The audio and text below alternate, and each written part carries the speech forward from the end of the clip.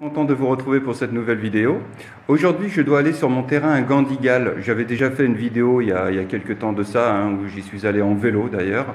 Mais là, aujourd'hui, on va y aller cool. On va y aller, donc on va prendre un taxi. Et donc, je dois aller sur un terrain avec Ibou. D'ailleurs, je vous le présenterai. C'est un pisciniste. Et en fait, je le charge de nouvelles missions. Je vais lui demander de superviser la construction d'un puits sur mon terrain.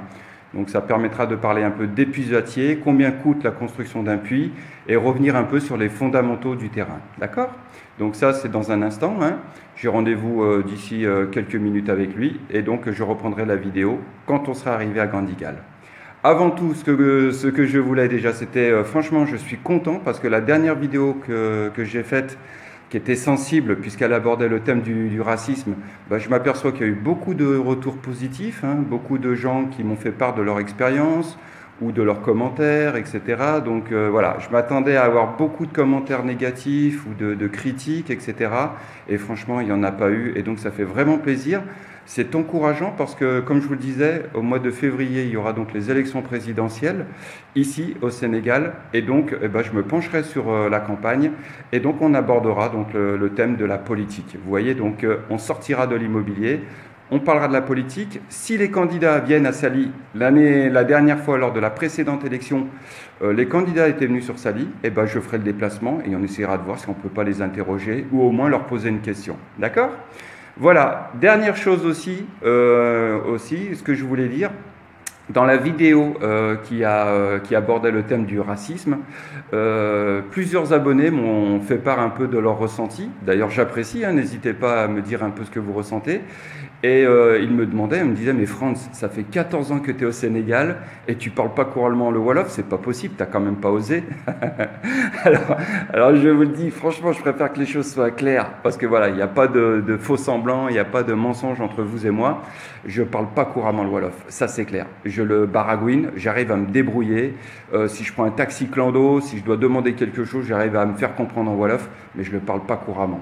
Je ne le parle même pas, je dirais, j'arrive pas à faire des phrases et des phrases, ça serait vous mentir. Donc voilà, je ne le parle pas, j'ai du mal. Alors, il n'y a pas qu'avec le Wolof, je suis traumatisé de l'apprentissage de l'anglais, j'ai fait maintes années d'anglais en France et ça m'a servi pratiquement à rien, mon niveau d'anglais est plus que basique. La seule langue avec laquelle j'arrive encore à me débrouiller, c'est l'italien, parce que ça ressemble c'est assez proche du français. Mais le Wolof, j'ai fait une formation, je m'y suis intéressé, mais c'est pas évident. Et franchement, j'ai lâché l'affaire pour l'instant. Par facilité, je me dis, si j'ai un souci de traduction, j'appelle mon fils, il me traduira, ou voilà, c'est mon interprète officiel, mais moi, je ne le parle pas couramment. Voilà, vous voyez, je vous dis... voilà, je vous fais part de mes atouts, je ne suis pas parfait, je suis un être humain, je vis ici depuis 14 ans, je suis sénégalisé, je connais la mentalité sénégalaise, je la maîtrise, mais voilà, l'aspect linguistique, je ne le maîtrise pas, je le maîtrise pas à 100%, voilà, donc je me devais de vous dire ça. Par contre, l'intégration, le mode de vie sénégalais, boire l'eau de l'évier sans passer par l'eau minérale en bouteille, fréquenter les tanganas, c'est-à-dire les petits restaurants qui sont dissimulés derrière des rideaux, je connais, je suis passé par ça, boire les cafés tout bas, enfin c'est ce que j'expliquais dans un des commentaires à un abonné, pour lui faire comprendre que 14 ans d'expatriation, 14 ans en tant qu'immigré, je suis sénégalisé. Mais il y a certains aspects, effectivement, vous voyez, je ne suis pas habillé en boubou, je ne suis pas un baïfal, j'essaye de garder ma culture d'origine. Les gens, quand je leur dis que ça fait 14 ans, il y en a, ils me diraient, mais franchement, on ne dirait pas. L'Afrique que j'ai ici, autour du cou, c'est pas pour me donner un style, c'est pas pour frimer, etc.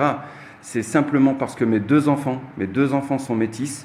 Une est métisse togolaise, l'autre, mon fils, est métis sénégalais. Et c'est pour rendre hommage à l'Afrique. C'est pour remercier l'Afrique de m'avoir donné mes deux enfants. Voilà pourquoi je porte l'Afrique autour du cou, avec les deux prénoms de mes enfants qui sont inscrits dessus. D'accord ? Voilà, écoutez, sur ce, à tout de suite à Gandigal.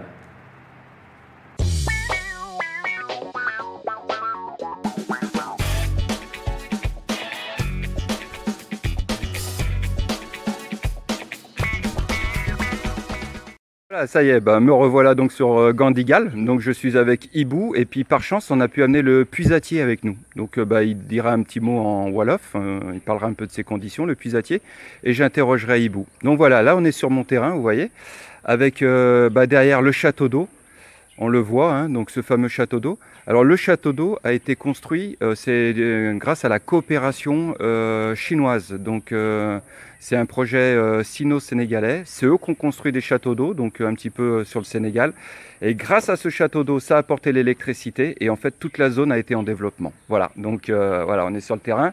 Ah et ben voilà les gars, donc je suis avec Ibou et avec le puisatier. Voilà. Alors bonjour. Les gars, voilà. Ibou, est-ce que tu veux dire quelque chose? Alors donc voilà, c'est ce que je dis. Ibou, donc on se connaît depuis pas mal d'années en fait. 7 ans. Ouais, exactement. C'est quelqu'un de confiance, c'est un travailleur et voilà, là donc il va s'occuper de superviser les travaux du puits. D'accord? Ouais.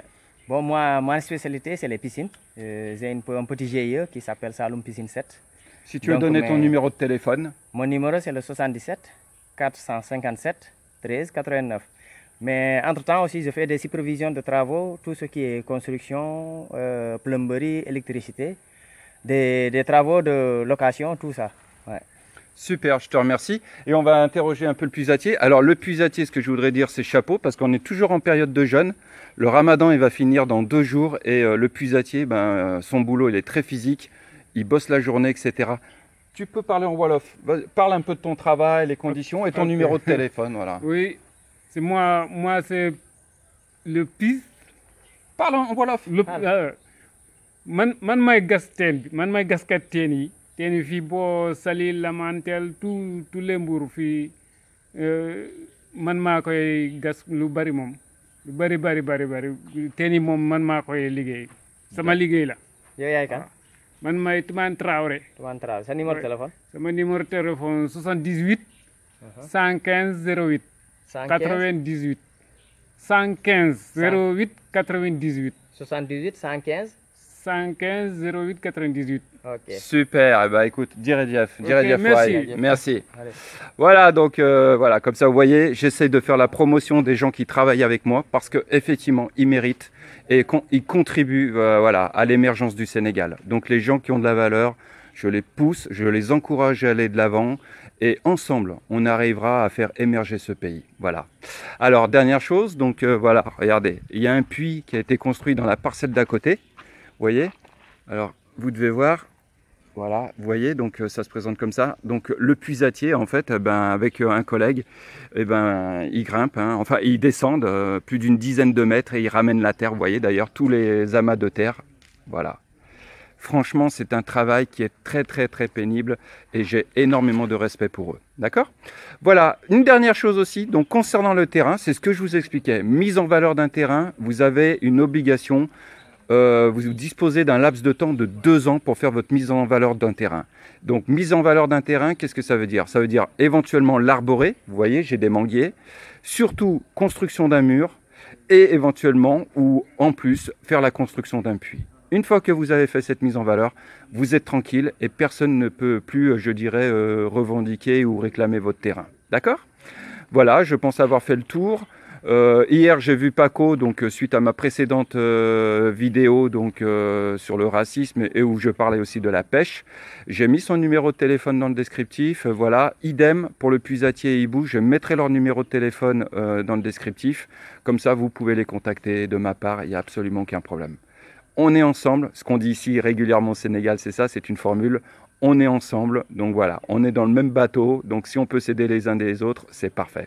Sur ce, je vous souhaite écoutez, une bonne journée. Prochaine vidéo dans le courant du week-end. Je ne sais pas encore quel sujet j'aborderai, mais comme toujours, dans la joie et la bonne humeur. Sur ce, ciao.